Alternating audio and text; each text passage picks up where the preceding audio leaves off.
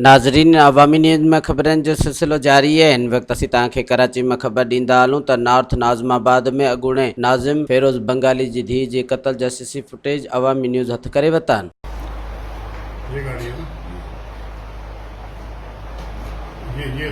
ये इनकी लो फोटो थोड़ी सी और पीछे करोगे यार, ये बैग तो बेकार ही है।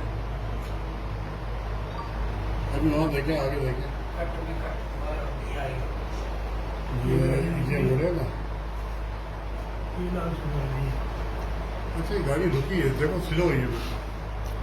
क्यों स्लो हुई है? पता नहीं, मुड़ने का कंफर्म नहीं होगा कि यहाँ मुड़ना है या नहीं। यहाँ पे मैंने कुछ भी नहीं किया। अच्छा, इनको अंदाजा नहीं था कि यहाँ मुड़ेंगे, क्योंकि आगे निकल के फिर रुकेंगे।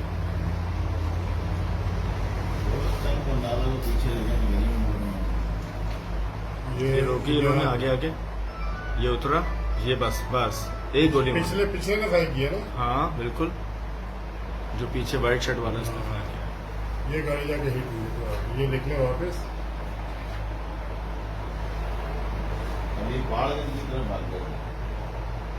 अच्छा, एक चीज तो क्लियर है, छेड़ा जप्पी नहीं है।